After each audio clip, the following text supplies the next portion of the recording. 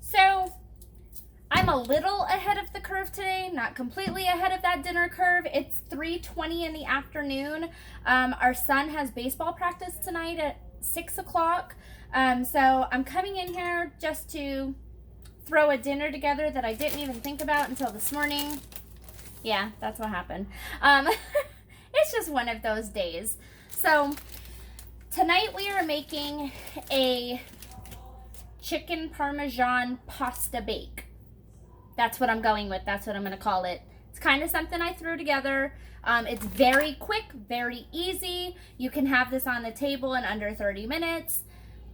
Super easy. Now remember, I make my portion sizes for 9 people. So if you're going to make this for a family of 4, cut that sucker in half. Don't make as much as I'm making because you'll never eat it all. But this is really great. It's an awesome heat up. Like, so if I cook it tonight and we eat for lunch tomorrow, it reheats perfectly. Right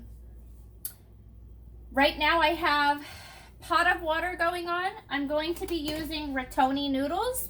I've got 2 1-pound boxes, so I got 2 pounds of that. And while that water's heating up and getting ready to do the boiling, we're gonna go ahead and we're gonna get started on the sauce. It's a red sauce, basically a spaghetti sauce. I'm gonna turn my burner on medium-high heat, and I'm gonna add about 2 tablespoons of olive oil to the bottom of the pan. I'm gonna go ahead and angle you guys down so you can kind of see the cooking process here. All right, so I've got the olive oil in my pan. We're gonna go ahead and let that heat up quick. I don't break everything. I cheated today. I did not go to the meat market. I ran to the grocery store quick, and I got it says 2.49 pounds, so about 2.5 pounds of 80/20 ground beef. And that's what we're going to be cooking up in here.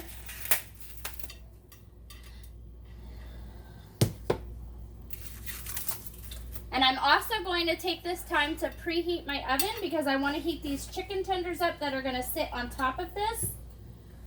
And preheat that oven to 400. Get that started. And while this is heating up, I can go ahead and get my cookie sheet out and I can get it lined with aluminum foil. All right, so that's heated up. And I'm gonna go ahead now. I have a half of a large onion. I get my onions at Costco. They are huge. They are like softball size. So I'm just using a half of one of those. If you are going to a regular grocery store, you could probably just use 1 onion. I don't think I've ever seen them so big before. But it looks almost like a cup and a half if I were going to measure it out. And we're just gonna toss that in the pan and get that cooking for about 3 to 5 minutes, just until it's almost translucent, if I can speak today. Get that mixed in there real good, let that sit. Let that do its cooking thing.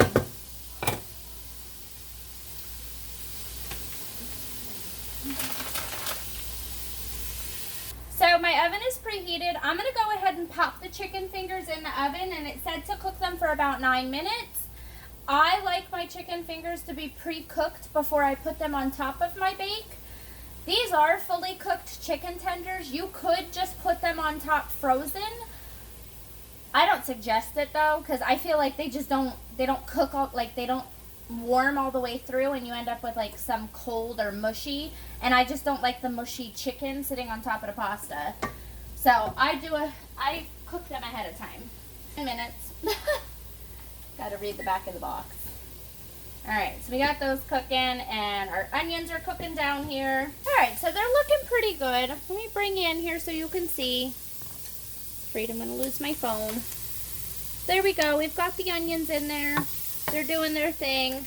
I'm gonna go ahead and I'm gonna add the ground beef. Bring it back up. so hard to angle this thing. All right, so adding the ground beef, getting that cooked in there.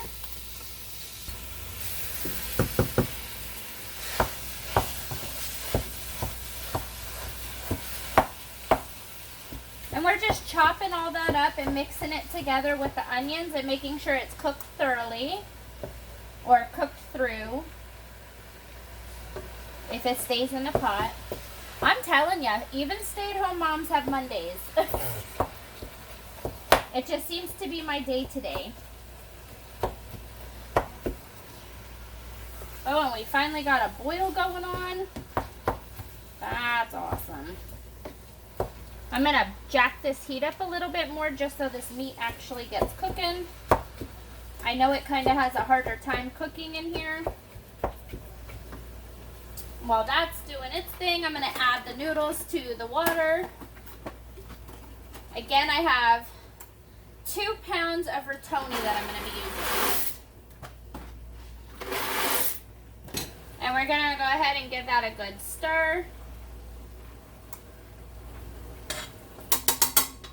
And I'm going to cook that only until al dente, which is about 7 minutes, because you're going to cook this again. You're going to pop this all into a baking dish and you're going to pop it in the oven, so it's going to cook again, so you don't want your noodles being like super soft. And I'm going to be using an 11 by 15 Pyrex. I'm going to go ahead and spray some Pam on the bottom of it so that it's fully ready to go. You don't want any of those noodles sticking to the pan. Alright. Finally seems like it wants to cook. So, to your meat mixture, you are going to add 1.5 teaspoons of salt and 1/2 teaspoon of black pepper. Sprinkle that in there, mix it in. Now, I totally forgot to put this in my picture, my thumbnail picture, but I'm also going to be topping the pasta bake with cheese. That's its chicken parmesan. I'm going to be using an Italian 5 cheese from Kraft. It's got your mozzarella, your provolone, your parmesan, your Asiago, and your Romano cheese. I love that mix. It's one of my favorites. So that's almost done. I'm going to go ahead and add, I have 1 tablespoon of minced garlic. Now I'm using already chopped garlic. You can by all means use fresh garlic if you want. That's absolutely okay. It's not going to change the taste. The chicken is done. I'm just going to take it. I'm going to put it over to the side until I'm ready to put it on top of the pasta. Just let it cool for a minute. So I'm going to go ahead, I'm going to take this, I'm going to drain it. So now we're going to add our spaghetti sauce. I'm just using Prego Traditional. You can use whatever type of spaghetti sauce you like.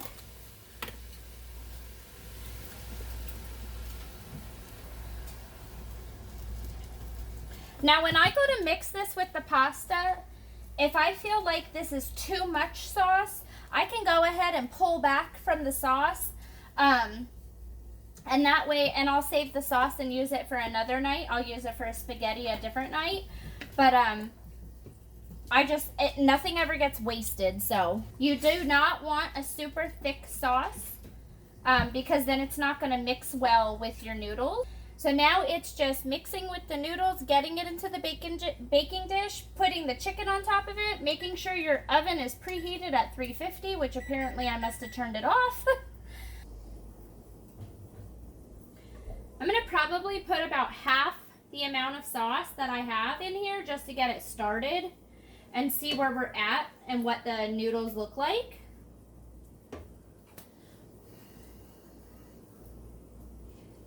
Give it a good stir.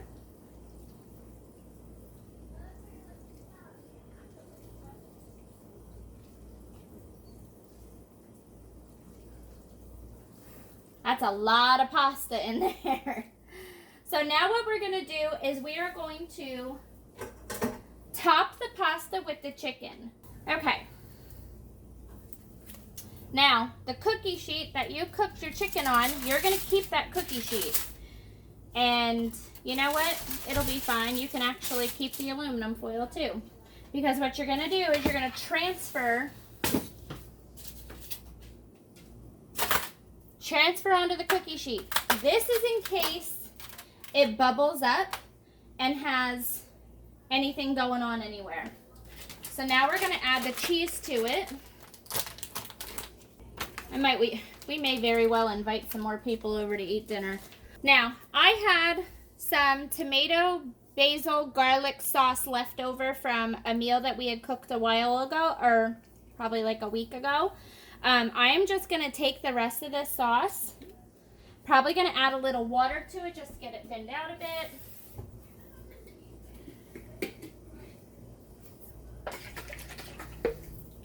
And then this is just going to do a drizzle right on top of this chicken and cheese. Just a drizzle. And that's going to help make sure that your cheese isn't burning and the cheese isn't sticking to the chicken all weird like. Okay. That was the perfect amount too. Look at that. It was absolutely perfect. It makes it fancy too. Okay. And I'm going to go ahead. I'm going to stick some Reynolds wrap on top of this. Just so it doesn't, I don't want the cheese to burn when it's in the oven. So I'm just going to stick some wrap on top of this. And I'm going to pop this in the oven for about 20 minutes.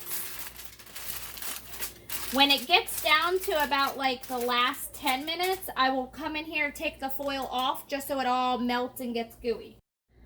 Okay, there you have it, your chicken Parmesan pasta bake. We are pairing it with some garlic bread. It smells amazing, looks amazing, all of the amazing. If you like this video, go ahead and hit the like button, hit the subscribe button. Please share with your friends, and we will see you back here next time. Thanks, guys.